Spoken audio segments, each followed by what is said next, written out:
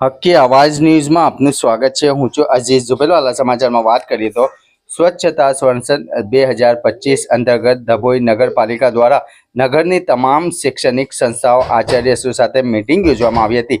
ડભોઈ નગરપાલિકા દ્વારા નગર સ્વચ્છ અને સુંદર નગર બને તે મુજબની કામગીરી હાથ ધરવામાં આવી હતી।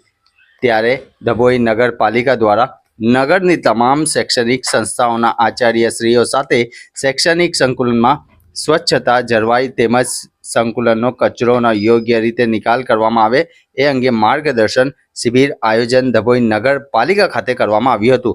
હરિવત રફીક મંસૂરી। ગ્રાઉન્ડ में कचरा पेटी मूकी दीदी एमा कचरो आयो पण ए कचरो પછી જો યોગ્ય જગ્યાએ નહીં જાય તો જે છેલ્લે મે શરૂઆતમાં કીધું કે એ મુદ્દો આવી છે અટકવાનો વેસ્ટ મેનેજમેન્ટ નહીં થાય। દર વર્ષે સરકાર દ્વારા સ્વચ્છતા સર્વેક્ષણ કેન્દ્ર સરકારમાંથી આવે છે તો દર વખતના માર્કિંગ અલગ હતા।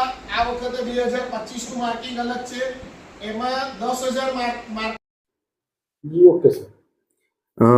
भारत सरकार द्वारा प्रचलित अत्यारे जे स्वच्छता सर्वेक्षण ने स्वच्छ भारत अभियान चलाववामां आवी रह्युं छे तेना अंतर्गत भारत शहेरना दरेक खूणो दरेक शहेर दरेक ग्राम ए स्वच्छ रहे ए प्रमाणे कार्यवाही करवामां आवी रहेल छे।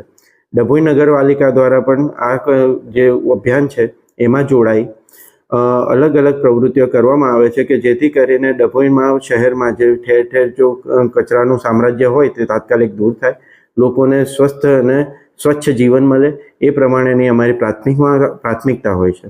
एना अंतर्गत आज रोज शहेरनी शाळाओ ए स्वच्छ अने सुदृढ़ बनी रहे ते हेतुसर अमारा द्वारा शहेरमां आचार्यश्रीओ जे शाळाओना आचार्यश्रीओ छे एमनी साथे मीटिंगनुं आयोजन करवामां आवेल हतुं। एने आ मीटिंगमां एमने स्वच्छताना परिबळो विषे माहितगार करवामां आव्या हता अने सभान बनावी जे शाळामां भणता बाळको छे ए आ स्वच्छता प्रत्ये जागृत बने अने पोतानी आसपासना विस्तारो पण स्वच्छ राखे अने शाळाओ पण स्वच्छ रहे ए प्रमाणेनी कार्यवाही करे ते प्रमाणेनो अमारो आग्रह राखवामां आव्यो हतो।